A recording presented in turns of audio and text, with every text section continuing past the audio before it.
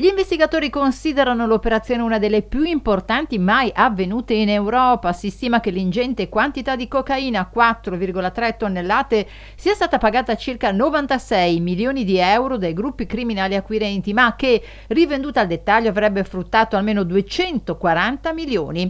Un colpo durissimo quello inferto ai narcos tra Europa e Colombia, con uno dei sequestri di droga più estesi mai messi a segno nel nostro continente. Il nucleo di polizia economica finanziaria della Finanza di Trieste, coordinato dalla Direzione Distrettuale Antimafia presso il Tribunale, ha sequestrato tutte queste tonnellate di cocaina, oltre a 2 milioni di euro in contanti, e ha eseguito misure cautelari nei confronti di 38 persone tra Europa, cioè Italia, Slovenia, Croazia, Bulgaria, Olanda e la Colombia. Tutte sono accusate di traffico internazionale di stupefacenti, tra loro broker, grossisti e trasportatori di droga, 60 i finanzieri impegnati nell'operazione. L'importanza dell'operazione è capitale, perché insomma parlare di 4 tonnellate e 300 kg di cocaina non è cosa che avviene abitualmente, ma l'importanza maggiore è nel fatto che siamo riusciti ad eseguire 19 consegne controllate, quindi trovando altrettanti corrieri e altrettanti broker disposti a trattare, e non è facile in questi casi. Normalmente anche grandi sequestri avvengono con l'arresto di 1 o 2 persone che sono i primi che si presentano, gli altri diciamo candidati acquirenti spariscono perché mangiano la foglia.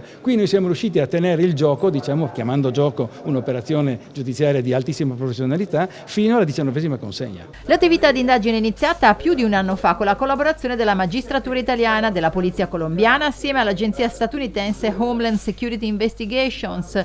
Non solo indagini tecniche di tipo classico, le evidenze probatorie in questo caso sono state raccolte anche attraverso l'uso di agenti sotto copertura che si sono infiltrati nell'organizzazione simulando di gestire la parte logistica dei traffici. La raccolta delle prove è stata resa possibile attraverso ben 19 consegne controllate consecutive sviluppate fra maggio 2021 e quello del 2022, grazie alle quali sono stati individuati importanti mediatori nel sistema del narcotraffico mondiale e un cospicuo numero di vettori che operavano sia in territorio nazionale che estero. In Italia a gestire la merce note bande criminali organizzate tra Veneto, Lombardia, Lazio e Calabria. Loro stavano cercando un porto tranquillo, non toccato da indagini, e noi abbiamo ideato una fake news. In questa vicenda abbiamo alimentato tante fake news. L'idea del porto di Trieste era una fake news, non un grammo di cocaina è entrato al porto, ma abbiamo fatto credere che così avveniva. Abbiamo controllato e avevo truccato la documentazione di copertura di una nave che effettivamente è arrivata al porto di Trieste, facendo credere ai trafficanti colombiani che conteneva la cocaina in un carico di copertura, ma così non è mai accaduto. La cocaina è arrivata in tutt'altro modo.